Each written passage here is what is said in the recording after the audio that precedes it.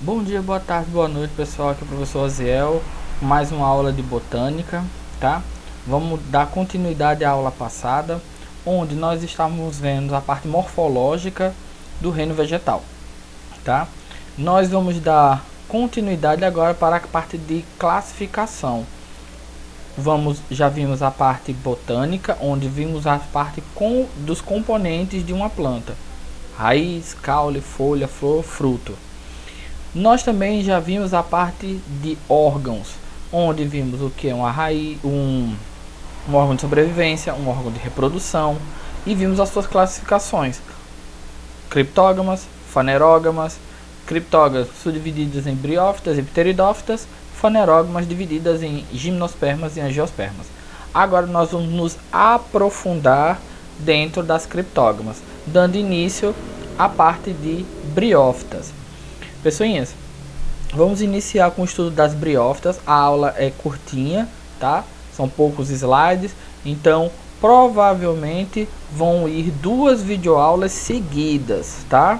E ao final da aula eu vou estar deixando a atividade para vocês, ok? Então vamos dar continuidade. Nós aqui estamos falando sobre briófitas, tá? Dando início. Briófitas, pessoas, são, como eu já expliquei na aula passada, os vegetais mais primitivos dentro do reino metáfita, do reino vegetal, onde essas plantas são muito simples, rústicas, e sua característica principal é o porte, o tamanho. Normalmente elas são de tamanho diminuto, tá? Então, geralmente são plantas de características simples, tá? Então elas não têm uma estrutura mais elaborada, uma estrutura complexa. Pelo contrário, ela é bem primitiva, ela é bem simples. Normalmente elas são terrestres. Então, aquele pessoal que ainda não entendeu que briófita não é lodo, lodo está associado diretamente ao meio aquático. E as briófitas, elas são terrestres, então elas estão no solo. Geralmente têm hábitos de viverem próximos a um ambiente úmido, áreas encharcadas, o famoso charco, que são como se fosse pântanos, como se fosse cursos d'água, ou então são associadas a um clima ameno. O que é um clima ameno? Geralmente um clima frio, um clima extremamente frio e úmido. Geralmente elas vão ser de pequeno porte, como eu falei para vocês. O maior representante tem 5 centímetros de comprimento. Então, isso aqui, pessoas, são os representantes do reino das plantas, mais especificamente do filo briófita, tá? Quais são as características das briófitas? Vamos nos aprofundar. Eu já falei isso anteriormente, mas vamos recapitular. Geralmente são avasculares, então elas não vão possuir vasos de condução. Elas não vão ser classificadas como traqueófitas. Lembrando que eu expliquei na aula passada que traqueófita é aquele vegetal que não tem traqueias, não tem os vasos de condução de seiva. Então elas não são traqueófitas, elas não são vasculares, então elas são denominadas de A, prefixo Azinho significa ausência ou negação, vasculares, então não possuem vasos de condução, não tem seiva. Possuem estruturas primitivas, já falei na aula passada, então elas vão possuir raiz primitiva, caule primitivo, folha primitiva, radícula, caulíolo, folíolo. Não apresentam flor, fruto ou semente. Por quê? Elas são da classificação que criptógamas.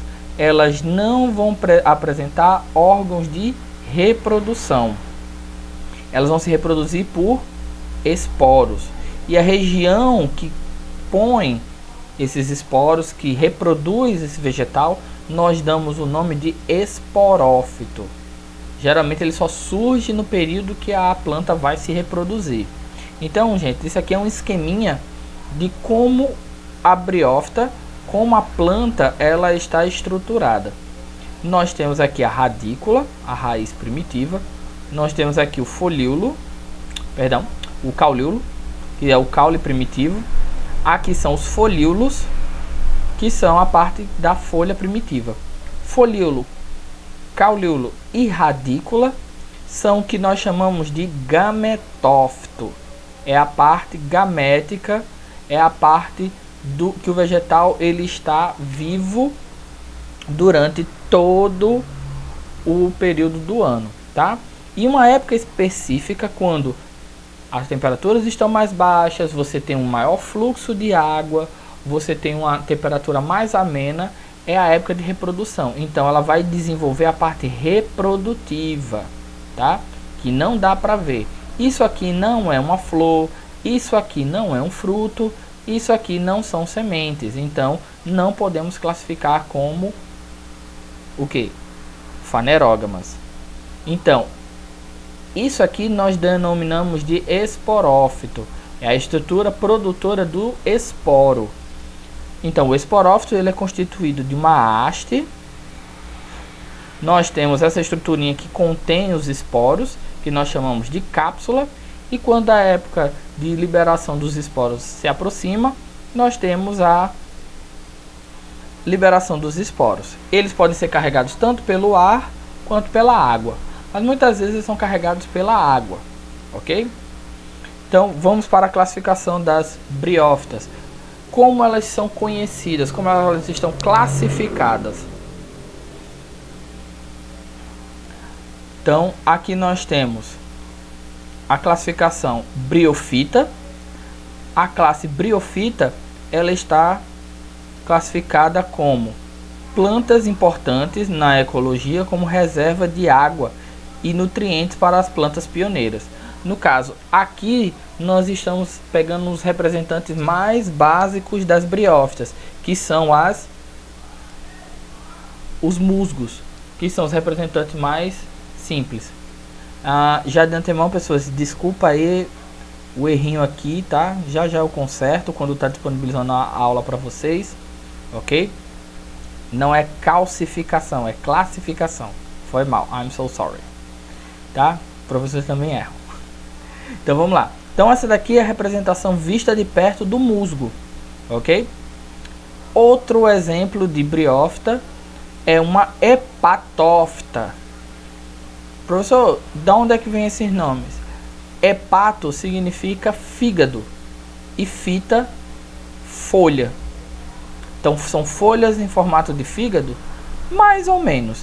Se você for analisar, as folhas de uma hepatófita têm a semelhança com uma célula hepatócita, uma célula hepática, uma célula do nosso fígado, tá? São chamadas de hepáticas pelo seu formato do folíolo lembrar um lóbulo de um fígado, tá? Outras representantes, nós temos a Anthoceratophyta, que geralmente elas têm formato de agulha, tá? São fininhas assim, são bem pequenininhas. Então, são plantas que auxiliam na fixação de nitrogênio no solo. Seu folíolo é muito próximo ao caulíolo e é em formato de haste verde. Então, essas plantas, elas são muito importantes para um ciclo de estabelecimento de outra vegetação. Então, elas já chegam em um ambiente novo, se estabelecem, preparam o ambiente para novas plantas irem as substituindo, ok? Como é que é a reprodução desse ramo vegetal? Geralmente elas têm duas formas de reprodução. A reprodução assexuada, que não envolve cruzamento de gênero, não há formação de indivíduos novos, nada mais, nada menos do que a formação de clones, indivíduos geneticamente idênticos. Então, a forma de reprodução assexuada é por fragmentação. É quando você tem um vegetal, você quebra um pedacinho dele e desse pedaço forma um outro vegetal idêntico. Se você fazer o material genético dos dois, eles têm o mesmo DNA. Já no caso da reprodução sexuada, Se o assexuado não produz indivíduo novo, o sexuado produz. Ele está para a produção de novos seres. Nós temos agora a atuação gamética, ok? Então, geralmente vai ter a produção de indivíduos dioico e monóico. Nós já vimos isso. Um indivíduo dioico é o indivíduo que tem macho e fêmea na mesma espécie, enquanto monóico é aquele indivíduo que vai ter macho e fêmea no mesmo corpo. O mesmo indivíduo vai ter os dois gêneros. Então, apresenta o gametófito, que é a parte sexuada. Geralmente a reprodução é haploide, enquanto o esporófito ele é diploide e é assexuado. O que quer dizer isso? A parte que passa boa parte do ano, ela tem metade da carga genética e se reproduz de forma sexuada. Enquanto a parte que se aparece só na época da reprodução, ela tem o DNA completo, sendo que ela libera o quê? Esporos. Ela se reproduz assexuadamente. Ela gera clones. Então, aqui, gente, é o ciclo de reprodução do musgo. Então, aqui nós temos o musgo em época de reprodução. O gametófito libera os esporos. Eles têm metade da carga genética. Eles vão germinar e formar um indivíduo, o quê? Macho ou fêmea. Porque o macho vai ter metade da carga, a fêmea também vai ter metade da carga. Nisso, o macho libera as células reprodutivas em direção à fêmea. Aqui nós representamos como a estrutura chamada de anterídeo no macho e arquegônio na fêmea. E aqui são as células reprodutivas. Lembrando que essa célula reprodutiva tem metade da carga. Então, a metade de uma com a metade de outra vai formar um indivíduo completo. Vai formar um zigoto, um indivíduo 2N. Onde esse indivíduo 2N vai formar o esporófito. E o esporófito, a gente já viu no slide passado, que ele tem a carga completa. Nisso, ele vai produzir novos esporos com a metade da carga, reiniciando o ciclo. Ok? Então, esporos são liberados, germinam, dão origem a dois gêneros. Esses dois gêneros com cargas pela metade. Essas células reprodutivas se interagem entre si, formando um novo ser de carga completa. Esse indivíduo de carga completa vai gerar um gametófito, reiniciando o ciclo. Compreenderam, pessoas? A mesma coisa acontece com as hepatófitas. As hepatófitas, elas vão gerar a parte gametófita aqui. Essa parte gametófita vai liberar esporos. Esses esporos vão formar indivíduos novos com metade da carga, macho e fêmea. Eles se unem, formando um novo indivíduo. Esse novo indivíduo libera esporos e esses esporos reiniciam o processo, tá? Então, ficamos por aqui nessa aula, ok? Não se preocupem, a atividade que eu vou estar pedindo para vocês vai estar na descrição da aula de hoje, certo? Com as orientações. Então, até breve.